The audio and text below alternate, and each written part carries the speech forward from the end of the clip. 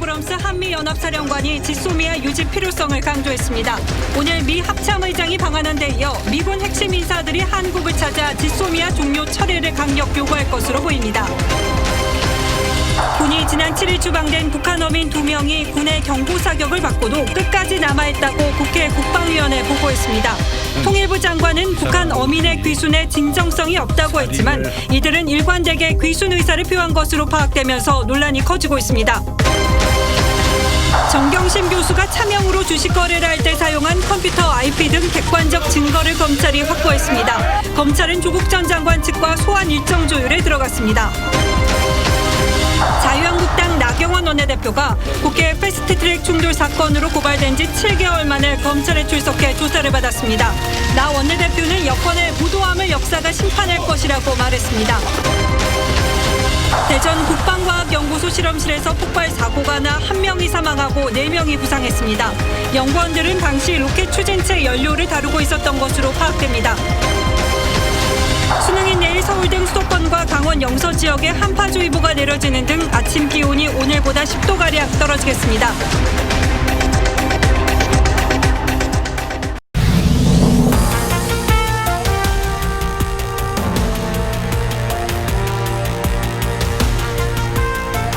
여러분 안녕하십니까? 뉴스9의 신동욱입니다. 흔히 지소미아라고 불리는 한일 군사정보보호협정이 오는 23일 0시를 기해 종료됩니다. 이제 10여일 남짓 남은 셈이죠. 우리 정부는 이미 더 이상 연장하지 않겠다고 선언했고 지금도 이 입장에는 변화가 없습니다. 그런데 미국의 압박이 갈수록 세지고 있습니다. 미 합참의장 주한 미군 사령관이 잇따라 지소미아 파기에 대한 우려의 목소리를 냈고 내일은 미 국방장관이 방한하는데 역시 지소미아 유지를 강력히 요구할 걸로 알려졌습니다. 먼저 박재훈 기자가 보도합니다. 오늘 오후 방한한 마크 밀리 미 합참의장이 일본 언론과의 인터뷰에서 지소미아 유지에 대해 단호하게 말했습니다. 협정이 종료되면 중국과 북한이 이득을 보게 된다며 갱신하는 게 한미일의 이익이라고 했습니다. 그러면서 파기되도록 둬서는 안 된다는 게 한국에 대한 메시지라고 강조했습니다. 로버트 에이브럼스 주한미군 사령관도 지소미아가 없다면 예전처럼 강하지 않다는 잘못된 메시지를 줄 수 있다고 말했습니다. 앞서 정경두 국방장관도 지소미아가 종료되면 적국에 유리할 수 있다고 지적했습니다. 제일 기뻐하고 박수치는 사람이 누굽니까? 북한이나 중국이나 러시아가 될 거라고 생각합니다. 내일 방한하는 에스퍼 미 국방장관도 모레 열리는 한미 안보 협의회의에서 지소미아 유지를 강력히 요구할 것으로 알려졌습니다. 하지만 정부는 일본이 수출 규제를 풀지 않으면 지소미아 폐기 결정을 번복하지 않겠다는 방침입니다. TV조선 박재훈입니다. 미국이 이렇게 지소미아 유지와 함께 주한미군 방위비를 5배까지 올려달라는 요구를 하고 있고 이 압박의 연장선상에서 주한미군 감축, 철수 얘기까지 나오고 있습니다. 그러자 여당 일각에선 미국의 무리한 요구가 이어지면 방위비 협상을 깨자는 주장도 나오고 있습니다. 하지만 야당은 한미 동맹을 소홀히 한 대가를 치르고 있다며 외교 안보 라인에 문책을 요구했습니다. 이어서 서주민 기자가 보도합니다. 더불어민주당은 미군 수뇌부가 주한미군 철수 가능성까지 시사하며 방위비 인상을 압박한 데 대해 무리한 요구라며 반발했습니다.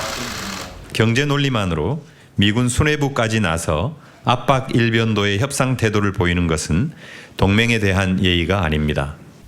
민주당 의원이 주축인 민평년 주최 간담회에선 무리한 요구가 계속될 경우 협상을 깨자는 주장까지 나왔습니다. 어떤 접근법을 취해야 되는 것인가라는 것에 대해서 결론부터 말씀드리면 방위분담금 노딜을 추진해야 된다라는. 자유한국당과 바른미래당도 미국의 요구가 무리하다는 데는 뜻을 같이 했습니다. 하지만 지소미아 파기를 선언하는 등 한미 동맹을 소홀히 한 대가를 치르고 있는 것이라며 정부의 책임을 물었습니다. 이참에 한국을 떼어버리기 위해 방위비 분담으로 균열을 만드는 것이 아닌가 하는 그런 생각마저 듭니다. 한국당은 한미 동맹이 절벽 끝에 놓였다며 외교 안보 라인 교체를 요구했습니다. 여당은 공정한 방위비 분담 협상을 촉구하는 국회 차원의 결의문 채택을 제안했지만 야당은 검토가 더 필요하다는 입장입니다. TV조선 서주민입니다. 정부가 지난주 북한으로 추방한 선원 2명을 둘러싼 논란이 끊이지 않고 있습니다. 어제는 이 사람들이 자필 귀순 의향서까지 썼는데도 돌려보냈다는 사실을 저희가 단독 보도해 드린 바 있죠. 그런데 오늘은 이들이 타고 온 선박을 우리 군함이 계속 북으로 밀어냈는데도 다시 내려왔다는 사실이 확인됐습니다. 우발적인 남하가 아니라 남으로 내려오고자 하는 귀순 의사가 분명히 있었다고 봐야 하는 상황입니다. 이채현 기자가 보도합니다. 북한 선박은 지난달 31일부터 2일까지 최소 3차례 남측 육지 쪽으로 배를 몰았습니다. 우리 군은 선박을 북쪽으로 밀어냈고 경고방송과 경고사격도 했습니다. 선박이 남하를 계속 시도하다 순순히 붙잡힌 건 귀순 의사가 있었던 것으로 볼 수 있다는 지적이 나옵니다. 하지만 우리 군은 선박의 이동 경로가 귀순이 아닌 도주로 보였고 귀순 의사도 명확히 밝히지 않아 북송을 결정했다고 설명했습니다. 다시 내려오면서도 우리 서남쪽으로 들어오면서 그 사람들이 귀순을 하겠다라고 의사를 밝히질 않았습니다. 탈북 감독 정성산 씨는 북한 내부 소식을 전해들은 한 인사로부터 메시지를 받았다며 주범은 김책항에서 붙잡혔고 북송된 2명은 영양실조 상태여서 군대도 못 간 20대들이라고 주장했습니다. 17세에서 28세까지는 군복무를 하는 게 당연한 문화거든요. 북한은 군대도 갔다 오지 않았으며 어로공 생활을 이제 2, 3년밖에 안 한 친구들이 하지만 통일부는 추방된 2명이 살해 주범이 맞고 건장한 편이라고 반박했습니다. TV조선 이채연입니다. 정부의 태도가 납득하기 어렵다는 의혹들이 연이어 불거지면서 김현철 통일부 장관이 거짓말을 했다는 논란도 뜨겁습니다. 탈북자 단체들은 정부 청사 앞에서 항의 시위를 벌였고 야당은 김 장관의 사퇴를 요구했는데 오늘의 포커스는 논란이 끊이지 않고 있는 김현철 통일부 장관의 입에 맞췄습니다. 강제 추방의 진실을 밝히라!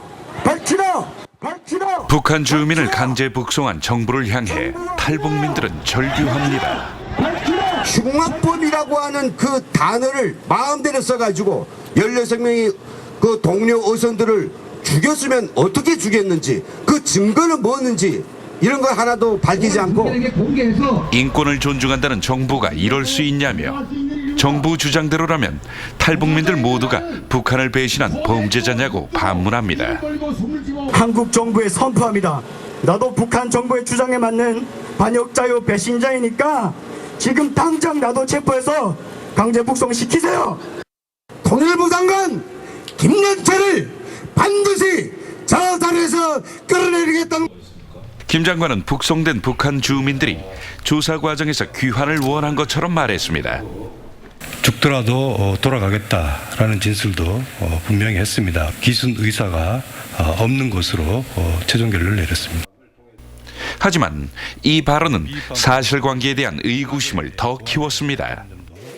야당에서는 국정조사와 함께 김 장관의 해임결의안 추진 목소리가 나옵니다. 왜 김현철 장관이 새빨간 거짓말을 했는지 북한 정권의 눈치를 보고 북한 정권을 위한 일을 석연치 않은 북송이 과연 이번뿐이겠냐는 의혹도 제기되죠. 이번 강제 추방 사건을 보면 정부에 의해서 은폐된 북송 사건이 더 있을 것으로 논란이 일자 통일부는 이들이 검거 후 귀순 입장을 표명한 건 맞다면서도 김 장관의 발언은 북추방자 진술의 일관성 문제를 지적한 것이라고 해명했습니다. 김 장관은 지난 4월 임명 후 과거 비속어 글에 대해서는 입장을 받고 사과했지만 북한을 보는 시선은 논란을 일으킨 경우가 많았습니다. 개성공단 중단에 대해서 제재가 아니라 자해라고 한 바 있다. 이것도 여전히 같은 생각이세요? 네. 북한의 금강산 관광 시절 철거 통보 당시 보기만 해도 기분이 나빠지는 너저란 남측 시설들을 싹 드러내도록 하고. 김 장관은 이를 대화 제스처라고 해석했죠. 금강산 관광 재개를 촉구하는 의도로 분석하고 있습니다. 평양에서 열린 무관중 축구 경기에 대해서는 우리 응원단을 받지 않은 상황에서의 공정성. 북한의 이딴 미사일 도발도 9.19 합의 위반은 아니라는 입장이었죠. 귀순 의사를 밝혔던 사람까지 돌려보낸 거는 통일부 장관이 그래도 앞으로 활용 가치가 높다. 북한으로서는 고마운 일이죠. 탈북민 인권 보호에 가장 앞장서야 할 통일부 장관이 지금 어디를 보고 있는 걸까요? 뉴스나인 포커스였습니다. 검찰이 조국 전 법무부 장관의 부인 정경심 씨가 남의 계좌를 빌려 주식 거래를 할 때 사용한 컴퓨터 IP를 확인했습니다. 다른 사람의 이름을 빌린 차명 거래에 물증이 나왔다는 뜻이고 조 전 장관이 정말로 이걸 몰랐을까 하는 지점으로 이제 의혹이 쏠리고 있습니다. 조 전 장관에 대한 소환 조사도 임박한 것으로 보입니다. 조정린 기자의 보도입니다. 남편인 조국 전 법무장관이 청와대 민정수석이 되자 차명 계좌 6개로 주식 거래를 해온 혐의로 기소된 정경심 교수. 지난 9월 말까지 차명 거래 횟수만 790차례에 달합니다. 남동생과 단골 미용실 헤어 디자이너의 페이스북 지인까지 동원됐는데 검찰은 주식 거래 당시 인터넷 주소 IP와 문자 메시지를 근거로 거래 당사자가 정 교수라고 결론 내렸습니다. 특히 정 교수의 미공개 정보 이용과 관련해 조 전 장관에게 뇌물 혐의 적용 가능성을 염두에 두고 최근 2차 전지 업체 WFM 우모 전 대표 등 사모펀드 관련자도 다시 불러 조사 중인 것으로 전해집니다. 조 전 장관의 공직자윤리법 위반 혐의 수사도 불가피한 상태입니다. 검찰은 조 전 장관 아들 입시 의혹에 대한 추가 수사도 예고했습니다. 금융실명법 위반 등 14개 혐의가 적용된 정 교수 사건은 경제전담 재판부인 서울중앙지법 형사합의 25부에 배당됐습니다. 검찰은 이르면 내일 조 전 장관을 소환 조사할 것으로 보입니다. 시행 전부터 논란이 제기되고 있는 법무부의 형사사건 공개금지 규정 등을 이유로 비공개 소환이 유력시됩니다. TV조선 조정린입니다. 이번 사태와 관련해서 진보적 성향의 시민단체인 참여연대 역시 입을 다물고 눈치만 봤다는 비판을 받은 바 있습니다. 처음 이 주장을 한 김경률 전 참여연대 집행위원장은 여기서 한 발 더 나아가 참여연대가 자신에게 나서지 말라고 압박까지 했다고 폭로했습니다. 논의 자체가 없었다는 참여연대 해명을 정면으로 반박하는 주장입니다. 황선영 기자가 만났습니다. 뭐라고 또 이른바 조국 사태에 대한 참여연대 집행부의 침묵을 비판했던 김경률 전 공동집행위원장. 시민사회에 오래 몸담았던 임원들조차도 이에 대해서 변호하고 보호하려고 하는 움직임을 보면 뒤늦게 참여연대는 지난 4일 사모펀드 의혹에 대해 문제 제기해야 한다는 제안도 논의도 없었다며 김 전 위원장 주장을 전면 부인했습니다. 이에 대해 김 전 위원장은 참여연대 해명은 거짓이라며 정면 반박했습니다. 펀드라는 글을 우리 텔방에서 이렇게 검색을 했는데 그럼 제가 문제 제기한 건 그럼 뭐냐는 거죠. 상집에서 펀드 관련 논의는 있었다는 거. 김 전 위원장 자신의 주장을 의도적으로 묵살한 정황도 폭로했습니다. 너 안 된다. 기소 전까지는 내지 말자. 다만 조국 부인이 기소가 되면 파면을 요청하는 논평을 내보내자. 이렇게 했었죠. 참여연대 상임집행위원회 회의록에 조 후보자를 비판해야 한다. 검찰 수사가 끝까지 갈 경우 결과를 예측하기 어렵다는 자신의 주장이 기록됐지만 결론적으로 참여연대는 입장을 안 내는 것으로 정리됐다는 겁니다. 하지만 참여연대 측은 논의가 없었다는 입장을 고수하고 있습니다. 논의 자체도 없었다고 봐야죠. 조국이 문제다 이런 얘기를 했다고 해서 논의했다고 볼 수 있을까요? 박정은 참여연대 사무처장은 김 전 위원장의 주장에 대한 반론 요청에 응하지 않았습니다. TV조선 황선영입니다. 선거법과 공수처법 등이 패스트트랙 안건으로 지정되는 걸 물리력을 동원해 방해한 혐의로 자유한국당 의원 60명이 검찰에 지금 고발돼 있습니다. 이 가운데 나경원 원내대표가 오늘 처음으로 검찰에 출석해 조사를 받았습니다. 한국당은 불법 사보임에서 비롯된 불가피한 투쟁이었으며 다른 의원들은 소환에 응하지 않겠다고 밝혔습니다. 조덕현 기자가 취재했습니다. 나경원 한국당 원내대표가 검찰청사로 들어섭니다. 여권의 무도함에 대해서 역사는 똑똑히 기억하고 심판할 것입니다. 나 원내대표는 지난 4월 선거법 개정안과 공수처 신설 등 검찰개혁법에 신속 처리한 지정을 물리적으로 방해한 혐의로 고발됐습니다. 제21대 총선거 일정에 불확실성을 줄이기 위해서라도 신속한 수사에 임해야. 나원내 대표는 검찰에서 충돌 원인은 불법 사보임에 있으며 불법적 법안 처리를 막기 위한 불가피한 행위였다는 취지로 진술한 것으로 알려졌습니다. 불법 사보임에서 문제가 발생이 돼 불법 행위를 막기 위한 의원들의 여러 가지 투쟁이었다고. 한국당은 사보임과 관련해 헌법재판소에 권한쟁의 심판을 신청해둔 상태입니다. 나원내 대표를 포함해 같은 혐의로 고발된 한국당 의원은 모두 60명. 만약 500만 원 이상의 벌금형이 확정되면 5년 동안 선거에 나갈 수 없어 총선에 큰 변수가 됩니다. 검찰은 다른 의원들도 차례로 소환할 계획이지만 한국당은 다른 의원들은 조사에 응하지 않겠다는 방침입니다. 이에 따라 검찰은 빠르면 다음 주쯤 소환 조사 없이 기소하는 방안도 검토 중인 것으로 알려졌습니다. TV조선 조덕현입니다. 예, 지난달 취업자 수가 1년 전과 비교하면 41만 명 넘게 늘었습니다. 많이 늘었죠. 이 숫자만 보면 고용 사정이 매우 호전된 것으로 보입니다만 정부 재정으로 만든 일자리와 60세 이상 취업자만 급증한 이른바 기형 고용이라는 평가가 나오고 있습니다. 30대는 5만 명, 40대는 무려 14만 명이 줄었습니다. 송병철 기자가 자세히 분석했습니다. 한 초등학교 앞에 경광봉을 든 어르신. 등굣길 안전을 지키는 배움터 지킴이로 노인 일자리 사업의 하나입니다. 교육청 홈페이지에 들어가가지고 신청해야 돼요. 지난달 60대 이상 일자리 증가폭은 41만 7천 명. 전체 취업자 수 증가폭인 41만 9천 명과 맞먹습니다. 주당 17시간 미만 초단시간 근로자도 33만 9천 명이나 늘었습니다. 늘어난 일자리 대부분이 노인이거나 단시간 근로자인 겁니다. 더 큰 문제는 경제활동이 가장 왕성한 30, 40대의 고용 악화입니다. 지난달에만 30대 취업자는 5만 명, 40대는 14만 6천 명이 줄었습니다.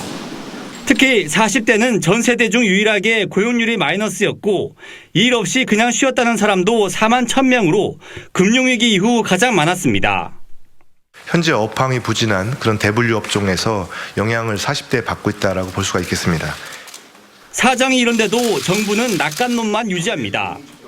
3대 고용지표가 확연히 개선되며 지난 8월 이후에 뚜렷한 개선 흐름이 더욱 공고화되는 모습입니다. 10월 기준으로 23년 만에 가장 높게 나타난 고용률. 하지만 수치 뒤에 가려진 고용의 질은 점점 악화되고 있다는 분석입니다. TV조선 송병철입니다. 올해만 1조 원 넘는 누적 적자를 기록하고 있는 한전이 3분기에도 최악의 실적을 기록했습니다. 원전 이용률이 5분기 만에 최저치를 기록하는 것이 직격탄이 됐고 이대로 가면 내년 총선 이후 전기요금 인상이 불가피할 것이란 전망이 많습니다. 보도에 임유진 기자입니다. 한국전력의 3분기 영업이익은 1조 2,392억 원. 지난해보다 11% 떨어졌습니다. 분기 실적을 집계하기 시작한 2011년 이후 3분기로는 최악의 성적표입니다. 지난해보다 LNG 등 연료비는 하락했지만 원전 이용률이 65%에 그친 게 수익성에 직격탄이 됐습니다. 정비 일수가 늘면서 원전 이용률은 5분기 만에 최저를 기록했습니다. 그것을 갖다 채울 수 있는 것은 어쩔 수 없이 많은 경우 가스발전 그리고 당분간은 또 석탄 화력이 들 수밖에 없습니다. 그렇다면은 해외 석탄 가격, LNG 가격에 더욱더 민감하게 돼서 한전은 여름 냉방 수요 특수를 누리는 3분기 흑자로 1, 2, 4분기 적자를 메우고 있습니다. 그런데 올해는 3분기 실적마저 크게 떨어지면서 지난해에 이어 2년 연속 연간 적자가 확정적입니다. 적자가 쌓이면서 결국 전기요금 인상이 불가피하다는 전망이 힘을 얻고 있습니다. 오래전부터 소비 왜곡의 문제가 있다는 데 대해서는 정부나 저희나 인식을 같이 했었습니다. 한전은 특례 할인 폐지 등을 포함한 요금 체계 개편안을 마련해 내년 상반기 정부에 제출할 예정입니다. 다만 소비자의 저항을 감안할 때 요금 체계 개편은 4월 총선 이후 이루어질 전망입니다. TV조선 임유진입니다.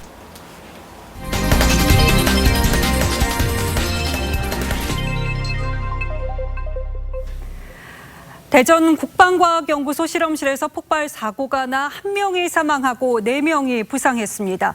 연구원들은 당시 로켓 추진체 연료를 다루고 있었던 것으로 파악됩니다. 김다루 기자입니다. 경찰차가 국방과학연구소로 급히 들어갑니다. 오늘 낮 4시 15분쯤 국방과학연구소 실험실에서 폭발 사고가 났습니다. 폭발 후 화재로 이어졌지만 연구소 자체 소방대가 진화했습니다. 사고가 난 곳은 2층짜리 연구동 건물의 1층 실험실이었습니다.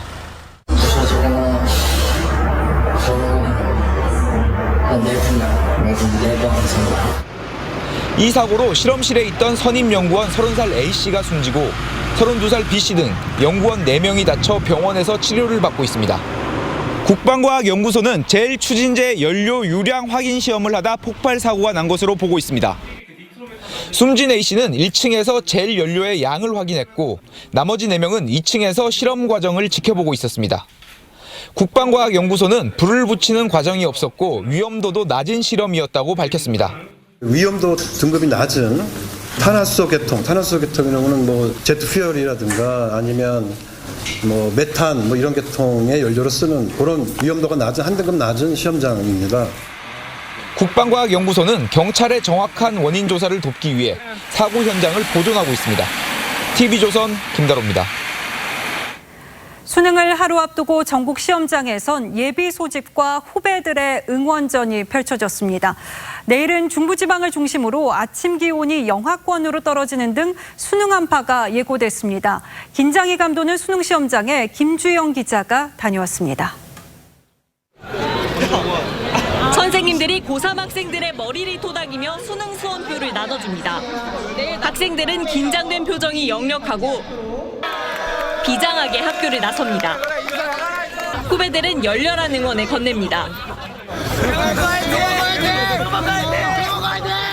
3년 동안 고생 많으셨고요. 이제 수고 많으셨으니까 내일 시험 잘 보시고 2호선 꼭 타시길 바라겠습니다. 화이팅! 2020학년도 대학 수학능력 시험을 하루 앞두고 전국 1185개 시험장에서 예비 소집이 열렸습니다. 수험생들은 각자 배정된 시험장을 확인했습니다. 교육부는 올해부터 부정행위 방지를 위해 건물 안 출입은 막았습니다. 네, 어제까지는 실감이 안 났었는데 시험표 받으니까 너무 긴장되고. 올해 수능 응시 인원은 지난해보다 4만 6천여 명이 준 54만 8천여 명입니다. 내일 아침엔 서울 아침 최저기온이 영하로 떨어지는 등 수능 한파가 예상돼 수험생들은 체온 관리에 유의해야 합니다. 오늘 밤 11시쯤에는 중북부 지방에 한파특보가 내려질 전망입니다. 전국 대부분 지역이 영하권으로 떨어지며 전국에 걸쳐 내리던 비가 눈으로 바뀌거나 도로가 얼어붙을 수도 있습니다. 모든 수험생들은 시험장에 내일 아침 8시 10분까지 입실해야 합니다. TV조선 김주영입니다. 화성 연쇄살인 8차 사건의 복역자 윤모 씨가 30년 만에 법원에 재심을 청구했습니다.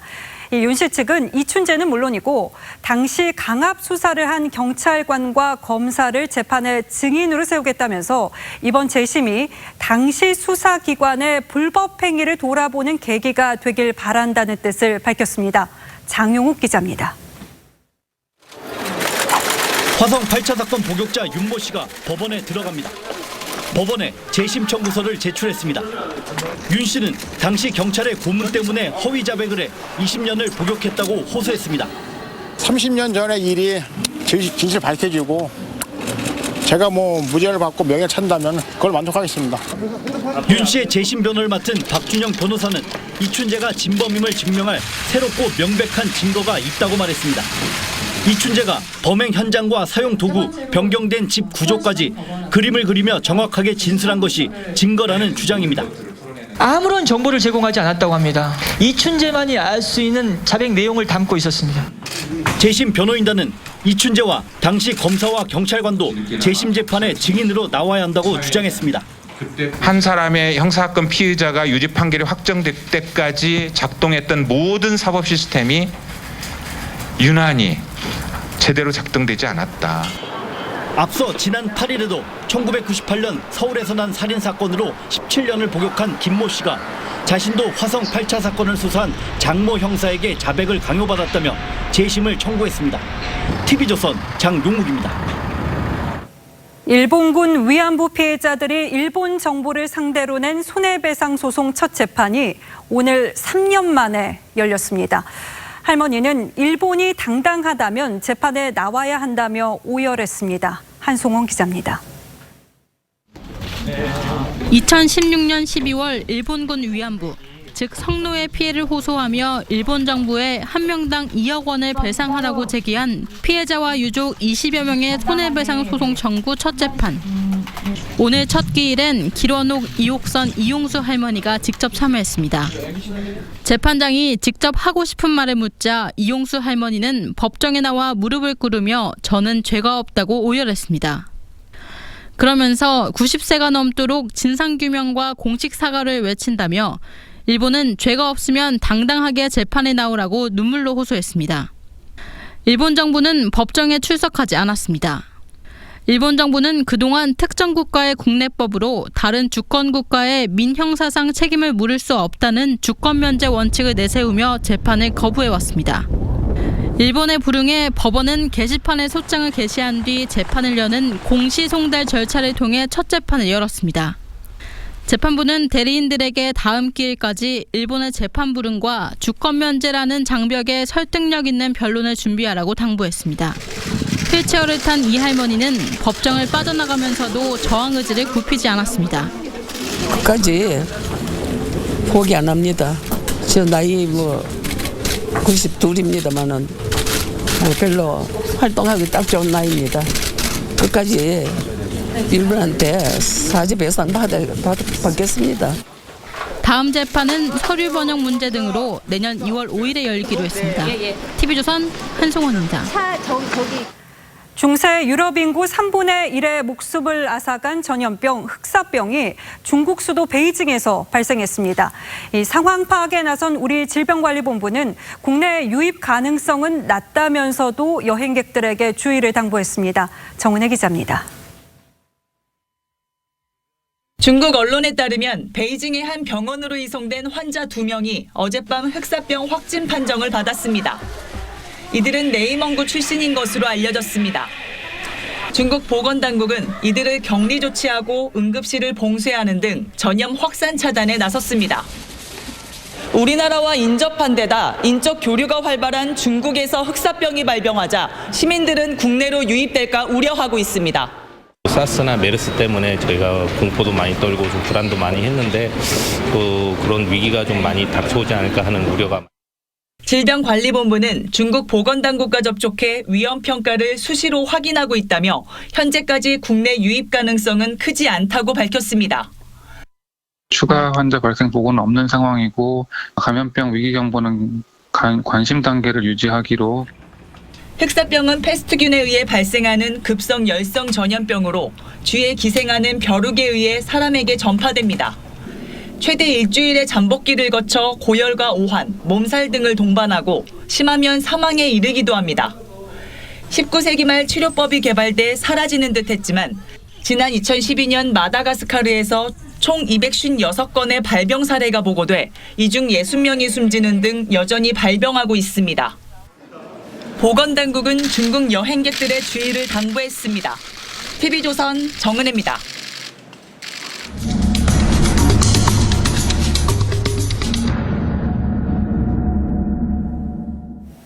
아프리카 돼지열병이 발병한 지 2달여가 지나면서 이 무분별한 살처분이 남긴 폐해가 나타나고 있습니다. 최근 몇 년간의 상황을 보면은 가축 역병은 2, 3년을 주기로 반복이 됐고 매번 대책은 살처분이었습니다. 농민들은 이번 열병 이후에 다시 돼지를 키울 수 있는 재입식을 위해서는 2년여가 걸릴 것으로 예상하고 있지만은 정부의 농가 지원은 고작 6개월입니다. 현장 추적 차순우 기자가 파산 공포에 휩싸인 농가를 취재했습니다. 지난 5일 축산 농민들의 시위. 정부 돼지열병 살처분 정책이 농가를 죽인다는 겁니다. 이렇게 정책을 계속해서 해나가서는 경기 북부 모든 대지뿐만 아니라 대한민국에 있는 모든 대지를 다 묻는다. 현실이 어떤지 현장을 찾아가 봤습니다. 플라스틱 환기구와 흙 뿌려진 석회가루만 보이는 살처분 매몰지들. 냄새. 파주의 한 농장주는 키우던 돼지 2천여 마리를 묻었습니다. 평소 방역에 힘써온 터라 더 억울합니다. 돼지열병에 한 마리도 걸리지 않았는데 예방 조치로 모두 살처분됐습니다. 근거에도 없는 강경한 대책으로 매몰을 했으면서 보상은 법에 벗어난다고. 돼지열병 발병지와 거리가 먼 원주 농가도 울상입니다. 2년 전 구제역으로 돼지 3,000마리를 살처분당한 뒤 힘겹게 재개했는데 돼지열병으로 이동금지 조치가 내려 판로가 막혔습니다. 넣어야 되는 거야. 이들 농가는 대량 살처분 정책이 농민들 목을 조른다고 입을 모읍니다. 정부는 돼지열병 감염 농가와 인근 농가까지도 예방적 살처분한 뒤 보상해줍니다. 살처분 돼지는 전량 시가 보상하고 6개월간 최대 340만 원 생계보조비와 저리 사업자금도 대출해줍니다. 하지만 농민들은 현실을 반영 못한 대책이란 입장. 사실상 농장은 그냥 보상금이나 매매대금 받는 거예요. 시돼지를 구매해 번식시키고 새끼를 키워 출하까지 적어도 1년 3개월이 걸리는 등 거의 2년 가까이 소득 없이 지내야 한다는 겁니다.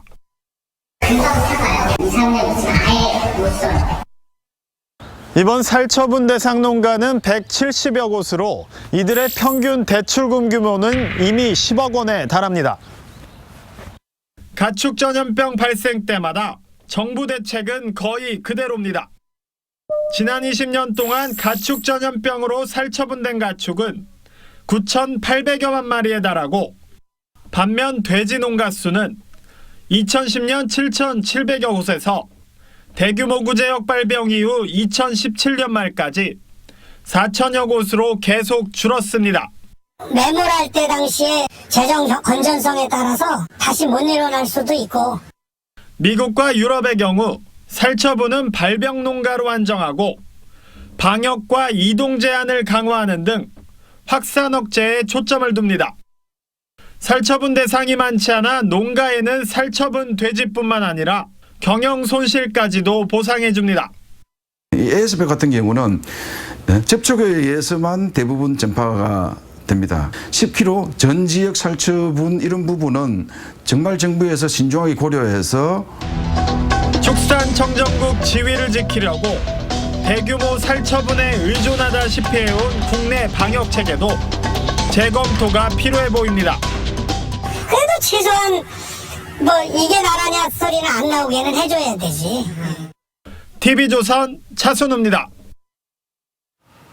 예, 다음 뉴스입니다. 요즘 노후 대책으로 주택연금을 생각하시는 분들이 많다고 합니다. 집을 은행에 맡기고 연금 형식으로 생활비를 받아 쓰는 제도인데 정부가 가입 가능 연령을 낮추고 대상 주택의 범위도 크게 확대하기로 했습니다. 어떤 내용인지 이상배 기자가 설명하겠습니다. 우리나라는 지난 2017년 65세 이상 인구가 14.2%를 차지하며 고령 사회를 맞이했습니다. 2000년 고령화 사회 진입 이후 17년 만으로 고령화 속도가 세계에서 가장 빠릅니다. 고령 인구가 빠르게 늘고 있지만 제대로 된 노후 준비를 한 노인들은 많지 않습니다. 집은 집대로 놔두고 또 애들하고 같이 살고 있으니까 이제 모든 걸 내려놔 버렸으니까 수입을 찾을 길이 없으니까. 사정이 이렇자 정부가 주택연금 가입 조건을 완화하기로 했습니다. 우선 현행 60세부터인 가입 연령을 55세로 대폭 낮춥니다. 신청 제외 대상이었던 주거용 오피스텔뿐 아니라 전세나 월세를 준 다가구 주택도 가입이 가능하도록 바꿉니다. 가입 주택의 가격 기준도 시가 9억 원에서 공시가격 9억 원으로 바꿔 시가 13억 원 상당의 주택 보유자도 신청할 수 있게 됐습니다. 이런 가입 문턱 낮아지는 효과를 통해서 140만 가구 정도가 추가로 주택연금 가입을 하실 수 있는. 노후 대비의 수단이 확대된 것은 환영할 일이지만 지역과 연령 등을 고려하지 않고 무작정 혜택 대상만 늘린다면 향후 정부 재정의 부담으로 작용할 수 있다는 게 전문가들의 지적입니다. TV조선 이상매입니다. 국민연금이 앞으로 기업 경영에 더 적극적으로 참여하겠다는 지침을 공개했습니다. 국민연금의 의견을 지속적으로 무시하거나 임원 보수가 너무 높은 기업에 대해서는 주주권을 행사하고 이사 해임까지도 적극적으로 요구하기로 했습니다. 국민의 노후 자산인 연금 수익률을 높인다는 취지입니다만 자칫하면 기업 경영을 위축시키고 정치적 논란을 불러올 위험도 있습니다. 성민혁 기자입니다. 고 조양호 전 한진그룹 회장은 지난 3월 재벌 총수로는 처음으로 대표이사직에서 물러났습니다. 2대 주주인 국민연금의 반대 의결 때문이었습니다.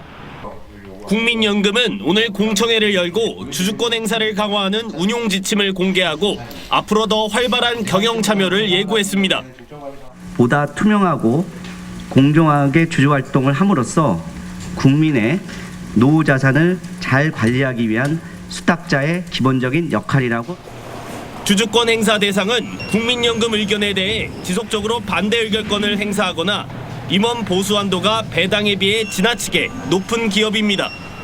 환경과 고용 등의 문제로 사회 책임 투자 분야 평가 등급이 2등급 이상 떨어져 C등급 이하가 돼도 관리 대상입니다. 횡령이나 배임 등을 저지른 경영진은 해임까지 요구할 수 있습니다. 하지만 단순 우려만으로도 주주권을 행사하는 것에 대해선 비판도 나옵니다. 우리나라 모든 기업에 대해서 국민연금기금이 지배력을 갖다 행사할 수 있을 수 있는 어떻게 보면 시장경제 원칙이 굉장히 흔들릴 수 있는 자의적인 내부 운용 지침이 아닌 국회 동의를 받아야 하는 법률로 정해야 한다는 지적도 나옵니다. 의견 수렴을 거친 가이드라인은 이번 달 말 국민연금 기금운용위원회에서 최종 의결됩니다. TV조선 성민혁입니다. 어제 멸종 위기종인 여우 23마리가 자연으로 돌아갔다는 뉴스 전해드렸는데요. 오늘은 10여 년 전에 방생됐던 멸종위기 사냥의 소식을 전합니다. 이 사냥들이 자체 생존이 가능할 만큼의 개체군을 이루고 있는 것으로 확인됐습니다. 생태계 건강이 회복되고 있는 것으로 평가됩니다. 장윤정 기자가 전합니다. 사냥 2마리가 가파른 산길을 힘차게 뛰어오릅니다. 산기슭에서는 사냥 가족이 풀을 뜯으며 놉니다. 환경부 산하 국립공원공단은 2007년부터 월악산에 22마리의 사냥을 방사했습니다. 그 결과 개체수는 10여 년 만에 100마리로 늘었습니다. 무인센서 카메라를 이용하여 사냥 개체수 조사 결과 자체 생존이 가능한 100마리가 서식하는 것을 확인하였습니다. 개체수가 늘면서 사냥의 활동 반경도 확대되고 있습니다. 40km 떨어진 속리산과 인근 소백산에서도 잇따라 사냥이 발견된 겁니다.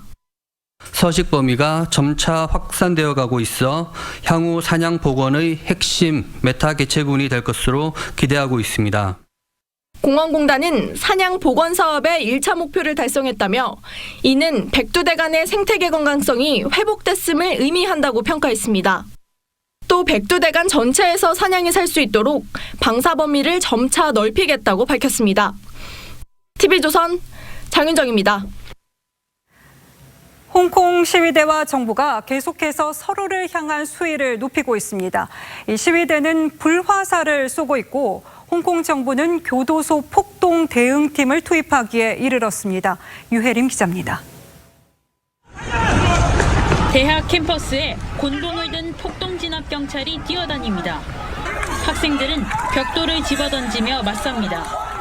출근길 지하철과 70개 버스 노선도 운행방해 시위로 이틀째 마비됐습니다. 홍콩 시위가 전쟁을 연상케 할 만큼 과격해지고 있습니다.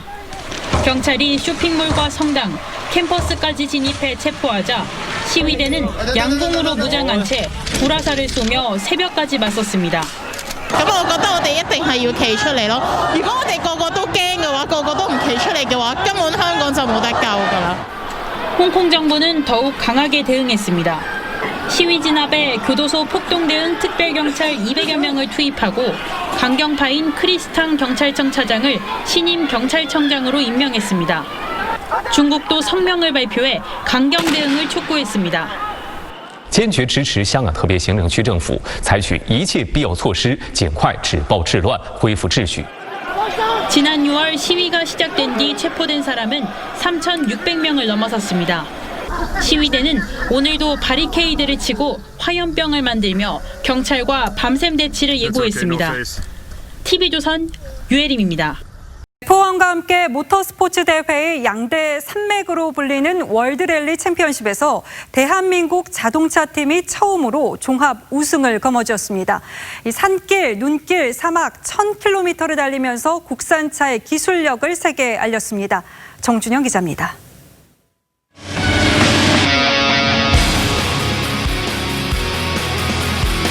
거센 모래바람을 일으키며 무서운 속도로 질주합니다. 산길도 눈길도 사막도 거침이 없습니다. 아차 하는 순간엔 차가 구르고 미끄러지고 뒤집힙니다. 산하을간 일반도로 1000km를 달리는 극한의 레이싱 월드랠리 챔피언십입니다. 올 시즌 마지막 경기인 호주 레이스가 산불로 취소되며 지난 13경기에서 최고 성적을 거둔 현대자동차팀이 종합 우승을 확정했습니다. 2위 토요타를 18점 차로 앞섰습니다. Yeah, I mean, obviously another great weekend for Hyundai this year. Very important result as well for the team in the fight for the Manufacturers Championship. 현대차는 1996년 첫 도전에 나섰지만 쟁쟁한 제조사들에 밀려 4년 만에 철수하는 수모를 겪었습니다. 하지만 정의선 부회장이 2012년 재도전을 선언한 뒤 매년 1,000억 원 이상 투자를 아끼지 않았습니다. 실제 양산차의 제한된 개조만이 허용되기 때문에 자동차 제조사의 기술력이 WRC 성적에 직결됩니다. 엔진이나 내구성 분야에서도 드디어 일본을 뛰어넘었다 이렇게 평가하는 것도 무리가 아니라고 볼 수 있습니다.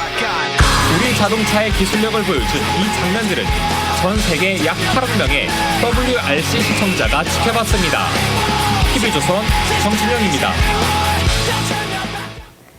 불과 11살의 나이로 국제 콩쿠르에서 우승하면서 천재 첼리스트로 이름을 알린 장한나가 지휘자로서 국내 무대를 찾았습니다.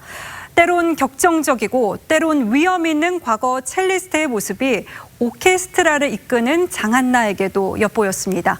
고민성 기자가 전합니다. 자신의 키보다 더 큰 첼로를 들고 무대에 선 소녀 장한나. 로스트로포비치 국제 콩쿠르에서 최연소로 우승하며 첼로 신동으로 주목받았습니다. 이때 나이는 불과 12살.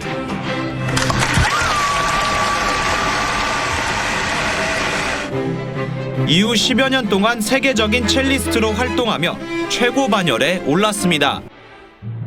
첼로 연주가 아닌 오케스트라 지휘자에 도전한 건 2007년. 연습하고 연주하다 보니까 어느새 나의 시야가 굉장히 좁아지는 건 아닌가 하는 걱정이 들더라고요. 마치 현미경을 들여다보고 있는 저는 솔직히 망원경을 보고 싶은데. 필하모니 오케스트라, 시애틀 심포니 등을 거쳐 2년 전부터는 노르웨이를 대표하는 오케스트라의 지휘를 맡고 있습니다. 제가 추구하는 오케스트라의 소리가 있다면은 모든 단원이 하나의 표현을 하는 것. 2015년에는 영국 클래식 전문지가 선정한 현재 최고의 여성 지휘자 19인에 오르기도 했습니다. 그 지휘자로서의 영역을 개척해 나간다면 후세의 여자 지휘자들은 여자라는 이유가 아닌 그냥 그런 실력으로만 또 설 수 있는 자리. 첼로를 처음 시작했을 때의 초심으로 지휘봉을 잡고 있다는 그의 음악 열정에 많은 음악 팬들이 응원의 메시지를 보내고 있습니다. TV조선 구민성입니다. 헝가리 유람선 침몰 사고 현장에서 구조작전을 수행한 구조팀 7명이 올해 위국 헌신상을 수상했습니다. 국방부 정경두 장관과 방상훈 조선일보 사장 등이 참석한 오늘 시상식에선 강기영 중령 등 침몰 구조팀과 청주 실종 여중생 조은누리 양을 발견한 육군 32사단 박상진 원사 등 15명이 상을 받았습니다. 올해로 10번째를 맞는 위국 헌신상은 안중근 의사 순국 100주년과 조선일보 창간 90주년을 맞아 제정했습니다.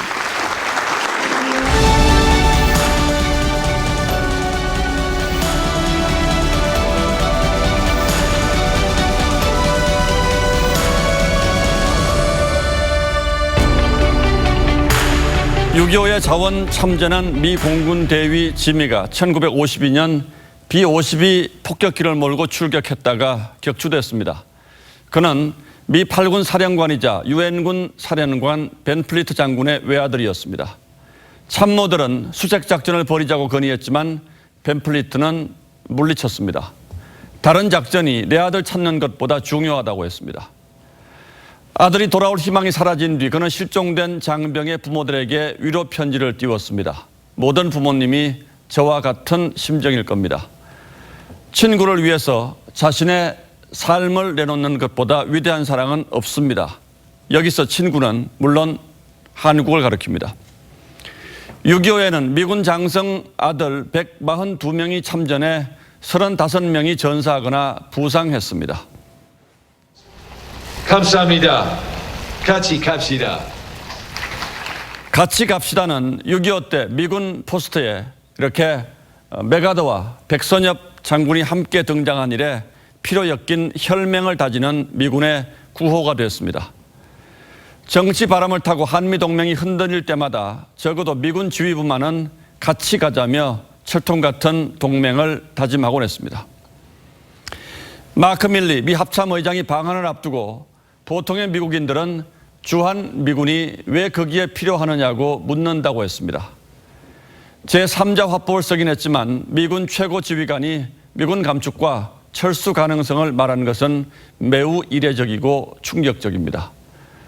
전임 던퍼트 합참의장이 트럼프 대통령에게 돈을 떠나 한미동맹이 왜 중요한지 끈질기게 설득했던 것과는 180도 달라진 모습입니다. 외교적으로야 어떤 협상 전술이라도 쓸 수 있지만 군은 동맹의 마지막 버팀목입니다. 방위비를 더 받아내기 위해서 군까지 이렇게 나선 것은 한미동맹의 현주소를 보여주는 상징적인 장면이기도 합니다. 노벨상을 받은 경제학자 폴 크루그먼은 미국이 세계를 이끈 것은 총과 돈으로서가 아니라 자유와 인권 같은 큰 가치를 옹호했기 때문이라고 했습니다. 미국을 위대하게 만들었던 가치를 지금 트럼프 행정부가 망가뜨리고 있습니다. 미국이 계속 이렇게 나온다면 우리도 미군 필요 없다고 하면 속은 시원하겠지만 우리가 처한 안보 환경이 그리 간단치 않다는 게 문제입니다.